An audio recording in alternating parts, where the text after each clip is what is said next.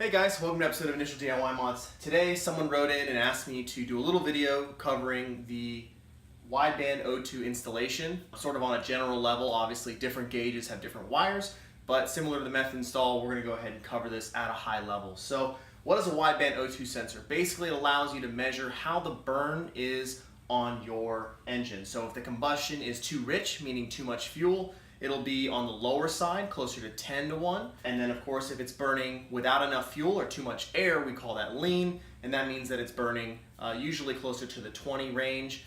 Most scales for petrol are gonna be, or for gasoline, are gonna be 14.7 to 1 is the perfect ratio burn.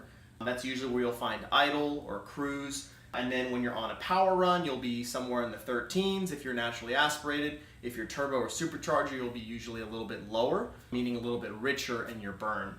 A lot of times you'll target 12.5 to 1 for GDI, maybe 12.8. Turbo on a port injection car, you're gonna look somewhere more in the 11.5, maybe 12 at the leanest. Whether it's turbo, stock, anything else, well, your wideband's gonna hook up in your exhaust stream. If it's a turbo car, you're gonna wanna make sure you have enough distance after the turbo that you're not gonna melt your sensor. So here's where the exhaust comes right off the engine. Now, of course, this car is a turbo application, so it's gonna come straight off and straight down in the turbo. So we don't really want to be in between the turbo and the exhaust manifold. Typically, you'll find that there's issues with a little bit of heat retention there. You'll end up burning out more sensors that way. I can show you on the Genesis Coupe over here. Here's our turbo on this car. Right after our turbo, we have our wideband O2 sensor. Now you notice it's installed at an angle, kind of between that 10 o'clock or 11 o'clock and that 1 o'clock or 2 o'clock. We want to install it in that range, just in case any condensation comes in here, it drops out rather than ending up on the sensor and actually messing up some of your internals here, and then your sensor's not going to read right. So the other thing to mention is that these actually get installed in what's called a bung or a bung hole, which is basically a threaded insert. So you can't, usually the sensors will come with these. You need to drill a hole in your exhaust and weld that in place. If you can't weld, you can mark where you want it on your pipe, bring that to a welder, or bring it to a shop, or bring it to a buddy that has a welder that can weld it. You're gonna wanna make sure that it has a full seal. Not somebody that doesn't know what they're doing, basically, where they're gonna have a really porous, nasty weld and they're not gonna be able to seal. Otherwise, your sensor readings are gonna get totally messed up, and basically everything you read from this is gonna be garbage. In order to go to your gauge or your control box, it usually needs an adapter. So that adapter is going to hook on here, and then that's going to go into whatever gauge. If you have AEM, it's going to have a slightly different harness than if you have Glow Shift or if you have any of the other dozens of reputable companies out there. So there's a few different types of sensors you can get. Some are like this narrowband sensor, which is like an OEM application. We're not going to really use that. There's a couple different aftermarket ones. There's like the LSU 4.2. I don't use that one because it's a little bit older. So I use the LSU 4.9, which has pretty much been the standard for the last 10 years or so. These are some spare ones that I had. One of these coming off my old Mini Cooper, the original engine from here. And then this is something that came off the GSX when I stole that engine and put it in here, which looks like a 4.2.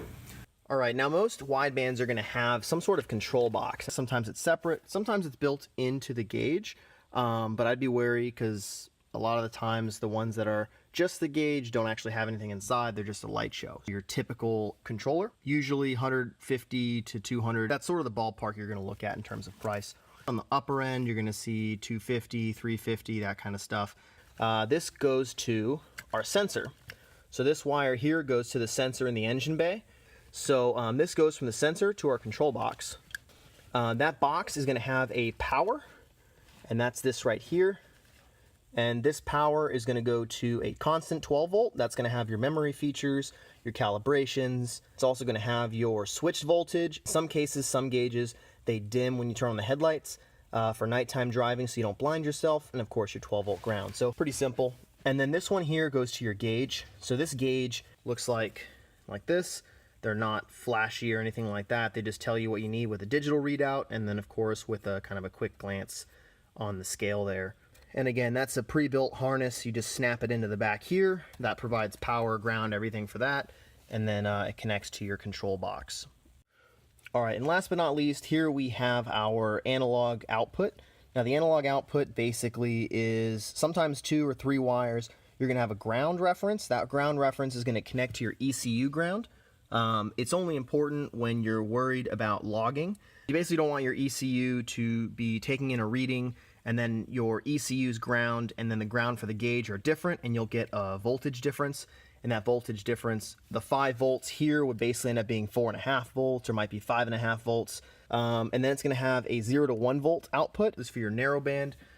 Some stock ECUs have narrowband sensors, so for someone that's trying to plumb that back in as a replacement, they can use that to go into their stock ECU, and then they can use a 0 to 5 volt to go to their data logging software, or in this case, the standalone ECU. Be sure to check out other videos that we got. We have the course to all-wheel drive Mini Cooper build behind me. We have the Turbo Genesis Coupe that's putting out 500 wheel horsepower, so be sure to check that out too.